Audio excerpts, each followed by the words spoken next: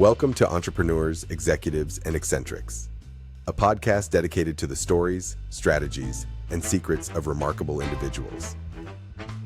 Join us as we engage in enlightening conversations with intriguing entrepreneurs, accomplished executives, and fascinating eccentrics, exploring their journeys, triumphs, and the unconventional wisdom that has shaped their success. Get ready to meet Craig Ustler, president of Ustler Development, and the visionary behind some of Orlando's most transformative projects. A third-generation local, Craig helped shape Thornton Park before leading the massive creative village development. He's building more than real estate. He's helping redefine how Orlando lives and grows.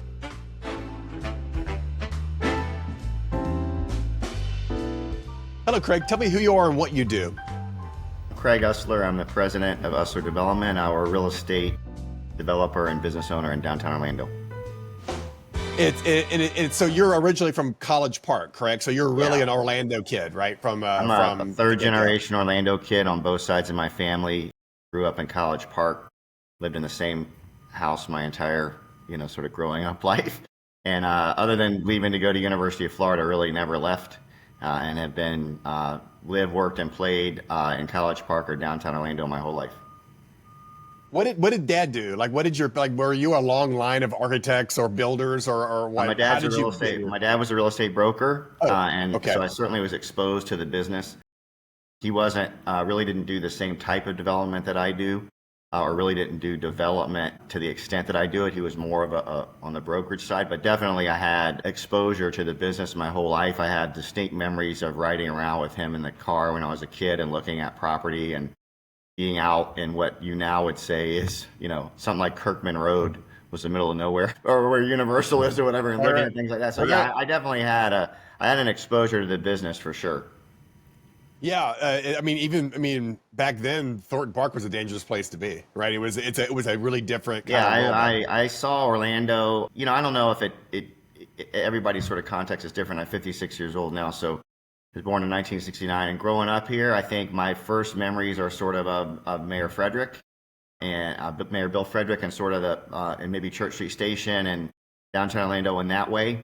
And then I've obviously sort of seen the movie, so lived and been a part of the movie, so to speak, for the past 20 or 30 years. But I never really saw it. I saw something like Thornton Park always sort of more like as glass half full. So I'd seen in many other cities, Virginia Highlands in Atlanta, Hyde Park in Tampa, how these neighborhoods with brick streets and oak trees and old bungalow craftsman style houses could get fixed up and really attract sort of a better and more diverse audience. And so that, to me, in some ways, some people say it's pioneering or whatever. I mean, to me, it was more just obvious. So I wasn't, in my view at least, I wasn't doing anything sort of earth-shattering more than I was just kind of doing something or with some other people too that were also kind of just saw the world a little bit differently. Yeah, to the artist that it looks obvious, right? To the rest exactly. of us. So in other words, I would say people to the entrepreneur, right, to the person who's taking the so-called risk. I mean, it doesn't seem risky to them. I mean, because you sort of believe in it at your core. And then, I mean, I was sort of came in a time. So I graduated college in the early 90s, and I was just convinced that I really didn't know how the pendulum was going to shift, but I was convinced there was going to be somewhat of a shift back towards neighborhoods and in-town neighborhoods, and we now say urbanism, new urbanism, whatever. I'm not saying I didn't also think there was going to continue to be suburbia, because I figured that was going to, but I just figured there was ultimately going to be more of a choice. So you look at something. Everything we did in the beginning was on a small scale, but you look at something now like Baldwin Park on a big scale. Again, to me, that was obvious that was going to be redeveloped that way, and ended up happening that the market drove that. So, probably a combination of I just sort of thought everything I was doing made sense and was logical, and maybe was too young and too naive to really. And that's usually the way when you're starting out. You also just sort of are doing what you're doing, and you sort of, in a good way, you don't really maybe think about. As you get older, you think about the pitfalls of stuff a lot more. But back then, I didn't. Yeah, it's funny. Like I every time I read I guess, about you. I keep coming across this kind of new urbanism. And like when I think of new urbanism, I think of, well, before it had a name, Barcelona, Spain, Stockholm, right? Any town in the Netherlands. In Orlando would be ballpark, celebration, and creative village, right? How did you get here? What did you study in college? Because it feels like you had this thesis for a while. Yeah, every developer, every real estate developer, and every downtown urban development type person probably has a crooked path. I mean, it's not like you just go to school and say, I want to be a downtown developer, I want to be a new urbanist, right? I mean, now you can do that and get a master's of that from like University of Miami, but you couldn't do that when I was going through school. So I was an urban economics major as an undergraduate liberal arts program, and that was the study of cities and urbanism and all that stuff. But I had this sort of epiphany moment. I drove to Seaside, Florida, and which was sort of the birthplace of what we now call urbanism. I heard Andres Duane talk. Everything he said made sense to me. He essentially, this was around the time the book Suburban Nation was written by him, and everything he said made sense. And he essentially convinced me that most of what we were doing was wrong and inefficient, and most of what he was saying was the right way to do things. And then that's a 3 or 4 hour drive back to Gainesville and University of Florida from Seaside. So I'm just thinking about it the whole time. And so it just kind of, that just stuck with me. I didn't like immediately like the next Monday, go really do anything about it. It just stuck with me. Right. And so, and then I just started thinking about it in the context that he was describing in a lot of ways College Park in Orlando, where I grew up. And I never really knew why I liked College Park so much, or why my family and many other families were so emotionally connected to it. But I started to see that people that cared about their community when they were these more traditionally built and old-fashioned kind of street grid and whatnot, mix of uses, mix of businesses, neighborhood business. And that just sort of all kind of, through in fits and starts, started to come together for me. And then it became fairly obvious as I got older. I started in the real estate business as an appraiser, lived in College Park, saw what was happening downtown, visited my friends in Atlanta and Tampa and other places. And it just became more evident to me that where all my friends wanted to live when they moved somewhere were these neighborhoods that new urbanists were describing. And Orlando had some of them. I mean, it had Delaney Park, and it had some of them that were already there, but it also had ones, Thornton Park, Milk District, around Lake Ivanhoe, that weren't as redeveloped or as mature as they could be, right? So that's how it happened for me. And then at the same time, I'm just a city person. So I grew up.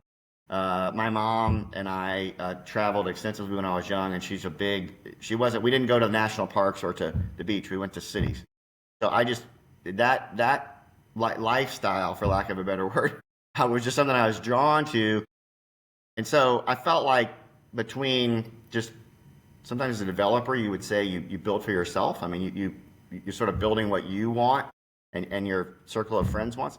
So it was a combination of that. I saw this market opportunity, but then I also, just from a selfish standpoint, was saying, gosh, this is what I want Orlando to be. And this is sort of the neighborhoods that I want there to be more of. So those two things put together sort of end up shaping my thinking. And then ultimately I went to graduate school and have a master's in real estate and urban analysis. And that was a more specific education as it relates to how you do what I do. But again, not really that particular to the actual nuts and bolts of what we've done in Orlando, but certainly a more focused approach on how we do things. Yeah, I mean, my architectural education came from my Belgian architect wife, right? I mean, I wouldn't know who Frank Gehry, Zaha did. Together, right. I have nuts. They're my education.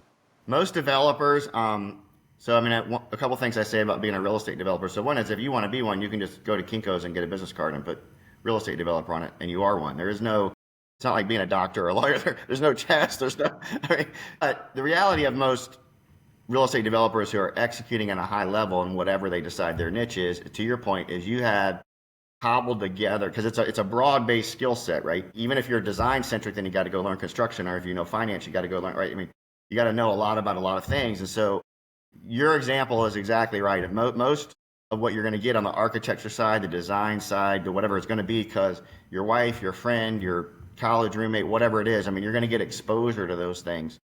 And that was some of what influenced me. I just had a group of folks that lived in other places, and we visited them a lot, and I was influenced by that. Or I would meet people when I was young who were already doing stuff like in Thornton Park, and I would partner up with them, and they might be really good on the design side or making the house look good, but they weren't as good at dealing with the bank or dealing with the finances or doing the package for the appraiser or whatever it was. And so some of it was just bringing my skill set together with some of the skill sets that you talked about.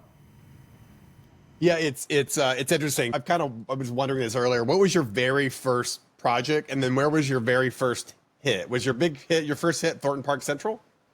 No, so before Thornton Park Central, so I would say like in the mid to late 90s, what I did was partner up with a lot of the people in and around Thornton Park that were already doing what I wanted to do. Andy Frederick, Phil Rampey, Jim Savko, Michael Halpin. There was people doing what I wanted to do, but they maybe didn't have the full skill set that a real estate developer needed, and so I could partner up with them and complement. You know, what Phil Rampey would say was he understood completely the design, the architect piece, kind of the neighborhood vibe, the cool factor. He understood all that. But he didn't want to fool with the nuts and bolts of how you actually do the paperwork and everything. So with an appraisal background, with my educational background, I was able to merge up with a lot of those people. So our first projects really were building duplexes or new homes or townhome projects or fourplex, eightplex, whatever, in and around Thornton Park. And then I did some stuff on my own, built some houses in College Park with a guy named Key Davis. But it really started at a small level. I mean, it ultimately became that as I worked my way kind of up the ladder, so to speak, it really just was an expansion of starting small and doing more and kind of taking what you learn in the development business and just putting more zeros behind it. I mean, it's still the process is still fundamentally the same. It just looks a lot different if you go build a 15-story building with a $100 million budget versus you just build a house. But the process itself is not fundamentally different. It's still the same thing as far as acquiring the property and getting it zoned and doing a budget and getting a loan and doing the legal work and financing and managing the whole process and then figuring out if you're going to sell it or rent it when you're done, and hopefully for more money than you put it in. I mean, that's the development business in a nutshell. So, I mean, I kind of just graduated up. Thornton Park Central certainly was the first project at a scale that was kind of neighborhood defining. But prior to that, I would tell you, we were doing between what I was involved in and the group of people I was talking about and a few other people. I mean, there was dozens and dozens and dozens and dozens of onesies and twosies, we used to call them, in Thornton Park. But we're still done with sort of this collective vision of what we were trying to make the neighborhood become. And again, as I said earlier, in some ways completely self-serving. We were all consumers of our product. We all lived there. And we wanted the neighborhood to be better. So you see it now all the time. It's obvious if you watch television and you look at what Chip and Joanna Gaines do for Waco, Texas, or what the couple out of Mississippi does for Lowell, Mississippi. It's very obvious that the real estate business becomes this facilitator of reinvesting and improving your hometown. But I don't know that we could articulate it back then. I just think we thought we were doing a good thing, and most of them worked, so we sort of kept going. Yeah, it's funny because you actually moved into Thornton Park Central, right? And I only know that because my buddy just moved into your old condo. He bought your old condo, so it's very industrial, right? The interior is very raw, right. And everything is kind of, you can see all the kind of the ceilings and all that kind of stuff. I mean, I guess what was your eventually what for that project? Were you just trying to centralize? Because I remember you put a market in, you put restaurants in, you kind of centralized what Thornton Park was, but it didn't really have a little city of its own, and that was the first time I kind of seen that. That was influenced by. So that was you're at that point I'm still kind of deeply philosophical about new urbanism, right? And I'm drinking the Kool-Aid, and I'm thinking to myself, okay, new urbanism at its core isn't just the neighborhood being mixed use, but it's the actual building being mixed use, and so. Phil and I in that project both went out of our way to say, okay, it's not just we're going to build offices and condominiums and retail all in the same project. Then within that project, we're going to curate the retail to have everything you ever wanted. Like if you were in urban utopia, you want a coffee shop, a bookstore, a market, a restaurant, right? So that ends up not really being economic reality of building a neighborhood. When you think about it now, most neighborhoods that have all those things is not done in one building. It's really more the neighborhood comes together to provide all those things. But as I say, at that point, we were young and aspirational and trying to build the perfect project, so to speak. And then that was a lot influenced by what we saw in Atlanta, in Midtown, and over around the Virginia Highlands neighborhood. industrial. We had done China glass warehouse lofts, and so we Orlando just doesn't have that many old buildings. Now we refer to that as the Brooklyn effect, but we didn't know that back then. But what's happened in Brooklyn, New York, I mean, the value that someone places on these old buildings and be able to live in a loft-like environment was extremely high, paying a premium basically to live in an authentic building versus a brand new building. So obviously in Orlando, we wish we had more old buildings with great bones, but we just don't. So at Thornton Park Central, the idea was to try to create a contemporary loft living experience in a way that, since we didn't have an old building, we could renovate. And that was, as you say, sort of intentionally meant to be a neighborhood defining project. It's sort of at the main location.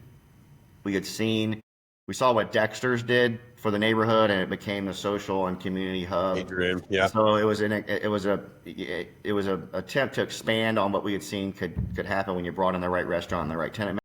And it worked. I mean, that ended up being neighborhood defining, right? I mean, that spun off a lot of other development projects that we worked on, but it's still kind of known as the one that first condominium developed in downtown Orlando in 20-something years when we did it, and sold at prices that everybody said we couldn't do. And, again, pioneering on whatever you want to call that. We didn't look at it that way because we bought one.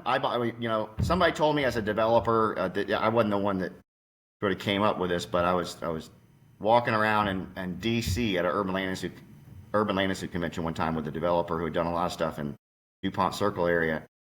And we were literally walking around, but somebody asked him, what's the key to your success or whatever? And he said, I walk the walk. I live here. My office is here. I've invested here. I don't do it and leave. I mean, I'm here all the time. If you have a problem with me, you'll see me at the grocery store. You'll see me at church on Sunday. I raise my kids and my family here. That stuck with me. I mean, that's actually become my calling card when we're out trying to win business and something like Create a Village and we're trying to win. That's always my closing line is you can hear everything you want about all these other out-of-town developers and what they're going to do and what it means to them. And I can assure you it doesn't mean as much to them, and they won't be here if you ever have a problem. They will have moved on to the next thing.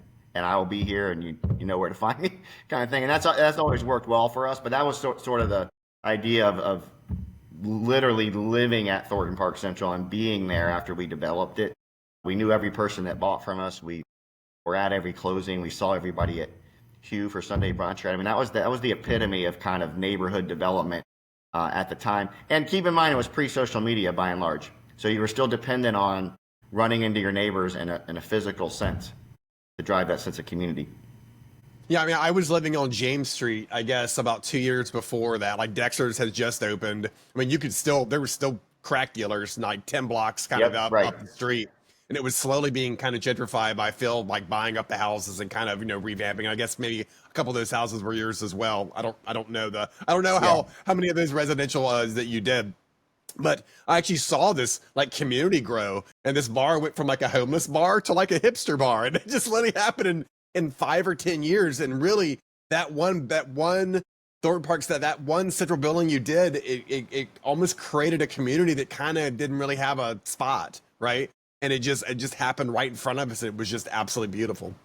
And there was something about being I didn't really sort of know it at the time, but the way I see it now, when someone asks us, so why did you end up being so heavily involved in the restaurant business and some other retail businesses? It's because, I mean, ultimately those kind of things define how good your real estate is, right? So if you build real estate and just put a for lease sign up, and you've seen that happen in some other projects around town, and nobody shows up, those projects really never live up to their potential.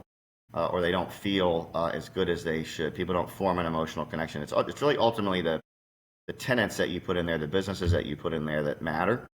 And then you look at some neighborhoods now that didn't exist back then, but that have tremendously strong brand recognition and loyalty, like Mills 50. It has everything to do with the businesses that are in there. That's not really a great real estate proposition. The real estate and the design of some of those Main Street districts aren't that good. I mean, the on-the-ground urbanism of Mills 50 is nothing to brag about as far as the sidewalks and the street and all that. And the real estate in and of itself is not any great shakes. I mean, it's just a lot of sort of renovations and stuff that looks maybe not as good as you would look if you did it brand new, but it all works because the strength of the local business community is so good. And so once I figured that part of it out and understood you had to kind of blend those two together, that sort of set me on a path to say that we weren't doing the real estate just for the real estate's sake, right? You're doing the real estate ultimately for the people and for the people that live there and the businesses that use the real estate. Knowing there was going to be a restaurant there was kind of sounds like that was part of your plan, right? Because you didn't want a big Right. open building, or a big. It made it even more valuable knowing that a restaurant was already ready to go, but you would actually made that happen, right? From minute one. Starbucks was the first tenant we got. I don't know how we got fascinated by the idea that Starbucks, that was the only national chain we did, but we got fascinated by the idea if Starbucks validated Thornton Park, right, as this place that it needed to go, that somehow was a win for us. So we did that first, and then we had the restaurant space on the market. We actually had it under letter of intent to this concept that I don't know if you remember, not called Samba Room. That was a hot urban concept at the time. They ultimately terminated their letter of intent with us and moved to Sand Lake Road. Made us kind of say, gosh, we'd be better to do this on our own because we could deliver what we know the market wants. And there's some real business decisions that ultimately sort of ended up being my strength. Is there's some real business decisions about how you structure that and how you do it. But there's also just this creative idea that if you do that and you create the right vibe, then people will show up for it. And I'll just tell you, the conversations at that point were around this idea that kind of like Orlando deserves this. Like we at that point did not have what we would say was a big city experience or an urban place to go that wasn't just a bar or wasn't just whatever. And so that was like, and this was before we did, there were any of the other restaurants that we've done since then. So, I mean, this was somewhat of this idea that if we are going to kind of believe, if we want you to drink the Kool-Aid, right, and think that Thornton Park is this neighborhood that's really on the come and is going to be this great urban living experience, we can't ask you to pay X dollars for a condominium and not deliver on the lifestyle piece. And that, you as the anchor restaurant, became, critical element of the lifestyle piece. So fast forward to Creative Village. It feels like you just broke ground a couple of years ago, and every time I drive by there, what is going? It's like Sim City. It's just it's growing Right. out of. I don't even. How are you going this fast? It's just every time I go by, there's another building up. Really, how Creative Village came about is if you look at what we did in Thornton Park, super successful, would have worked there forever if we could figure out how to do it. Two things happen that make you not be able to do that. One, on a macro level, right, is the crash of 2008, the Great Recession, whatever you want to call it, the financial crisis. But I mean, when the condo market in the world sort of falls off a cliff, it just fundamentally changes how you approached what we were doing in Thornton Park. And the other piece in Thornton Park that we became increasingly frustrated with is, we made the neighborhood and did many projects there and did very well, but we didn't control every piece of real estate there. So we ultimately enhanced value for other people that went and built the Waverly or the Paramount or whatever they did, right? And Stephen Kotze was a good friend of ours, but we ended up making his real estate better too, through everything that we're doing, right? So Creative Village was a result in some ways of me saying to myself, over the long term, if I can figure out how to get control, master development control, over a lot of real estate, where the upfront work that we put in is going to create value largely for the real estate we control versus the real estate other people own, that'd be a good thing. So that was just a business idea that I had as we were in the middle of this Great Recession. I had no idea how to accomplish that. It was just something that I had at the top of my mind. So then the opportunity to work on Creative Village came about. Keep in mind, we're in the bottom of a recession in 2010 and 2011 when the city issued the request for solicitation to do that project. So we put that project together, go to work on it in 2011 after we win the right to work on it. And it's 5-6 years of upfront, all the stuff you don't want to talk about when you're a developer. Everybody thinks that we wave our arms and buildings get built, but 5-6 years before that, it's all legal work and entitlements and environmental and sourcing grants and figuring out how to build the roads and the tight, infrastructure and all the boring stuff that lets you do the fun stuff, right? But there's always this boring stuff on the front end.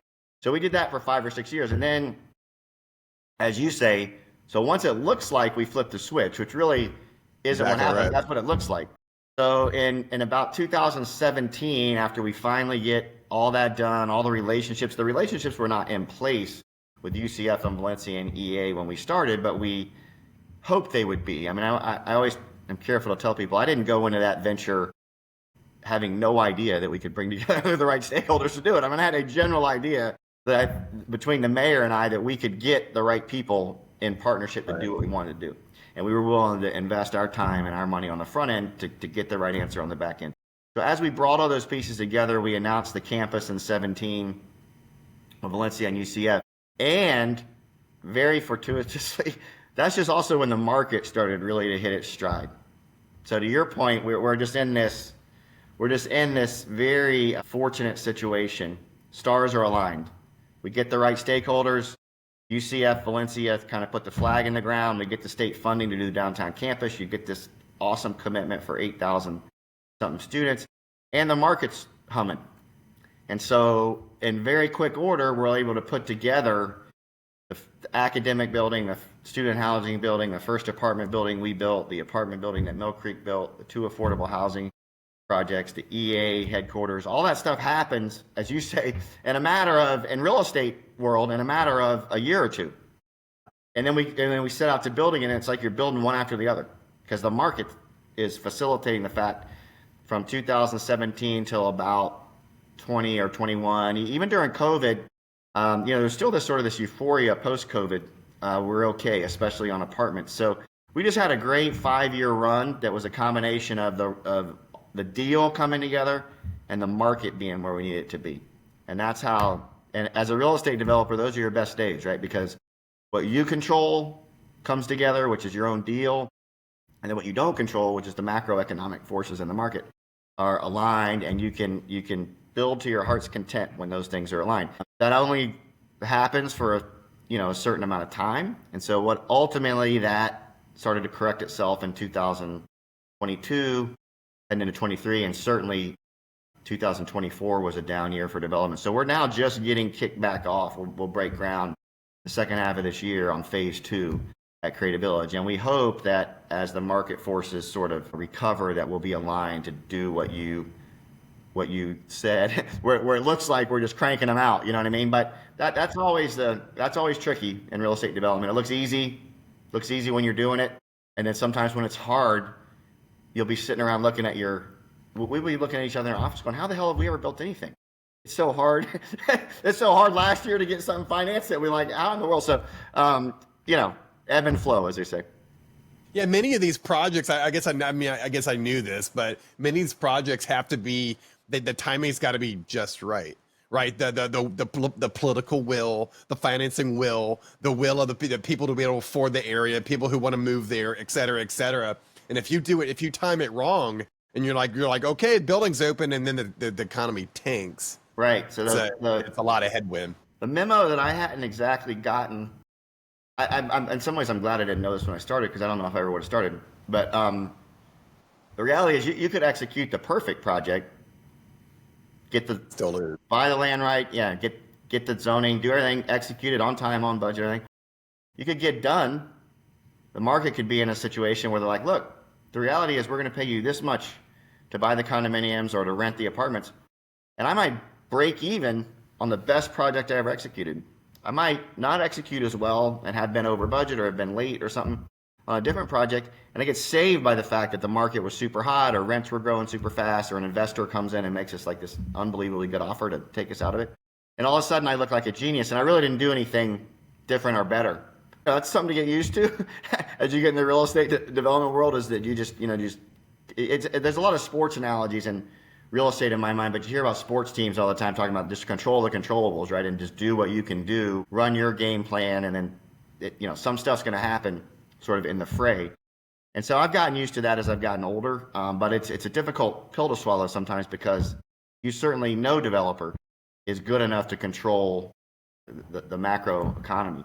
And so but I will say, Orlando, you and I would agree, being here as long as we have to. I mean, there's some fundamental things in Orlando that just drive real estate development. Yes, there's going to be choppy times on whether you can get stuff financed or get it all aligned on construction cost or whatever. But at the end of the day, if you've got population growth and you've got job growth, I mean, sometimes you don't need to make real estate development any more complicated than that. I mean, if you've got population and job growth, you've got a fundamental demand for housing. And then if you've got a fundamental demand for housing, you've got a fundamental demand for the things that go with housing: industrial real estate, retail real estate, office real estate. In Orlando, it is a question of, I think you and I would agree, it's a question of where you put it. Orlando is this sprawling place. Even compare it now to when you and I were talking about 20 years ago and 25 years ago.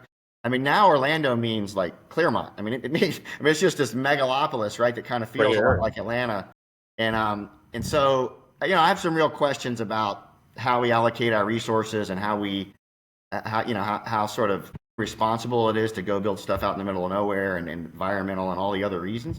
But I still have some real concerns about we're still not building everything where we should build it, like in the right location. And I'm fighting every day to get, you know, more stuff done in an urban context and to get less stuff done sort of out on the edges.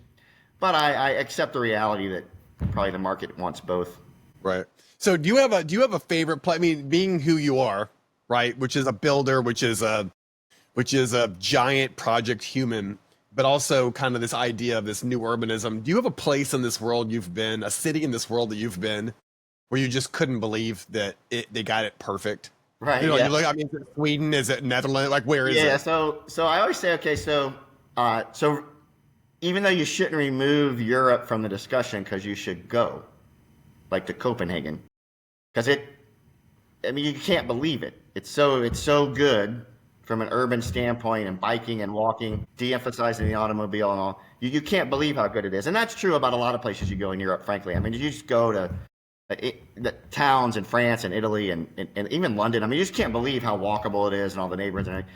But that's a fundamentally, I always remind people, we left that situation for a reason. That's real estate that is not fee simple ownership with the same set of property rights that the United States of America has. So the government is in much more control of the way those cities are built, and the way the highway system works, and the way transit works. And everything.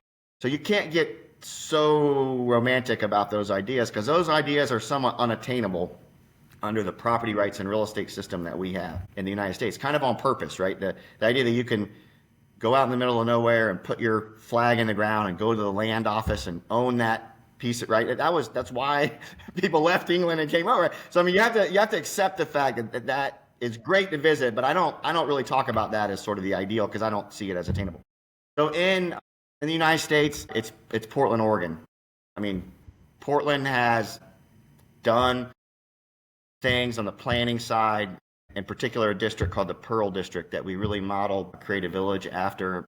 Portland is it's facing some consequences now for being super progressive across the board, and that leads to some of the issues that you see happening on the West Coast and some other things. It's not a political statement. It's just that stuff ebbs and flows too, right? So that they are facing some challenges. But as a city, if you went there and look at the bones of the city and how they built it with transit and bike infrastructure, mixed-use development, they have a tremendously progressive policy and zoning framework around affordable housing and a diverse mixed uses of housing. And so it's an American city that it sort of proves you can do it, or at least you can do pieces of it. They have a growth boundary, which, you know, may or may not work, and it gets legally challenged all the time. But just the idea that they passed one kind of speaks to the whatever mindset of that community. Denver's another place that has bits and pieces of it, right? So if you go to Denver, a lot like Orlando, sprawl and urban together, but what they've done in the urban context with their downtown, all their venues downtown, and redevelopment around transit and everything, very impressive. I wish I could say those places or any other place that are close to perfect. They are not. The art of city building, and it is an art more than a science, but the art of city building is messy. And I do love New York City and Boston and Chicago and everything. They're so dense and so big that they're not the greatest example to compare to Orlando. Any city that's landlocked, by definition, has an advantage, because, I mean, it's Manhattan in New York is great because it's got borders on all sides of it. So, I mean, urbanism has to happen when there's these defined boundaries. When you're Phoenix or Atlanta or Orlando or Charlotte or Denver, I mean, right? You just can't control the boundaries. Go and go. Yep. But New York, for all its strengths and weaknesses, right? Greatest urban place in America.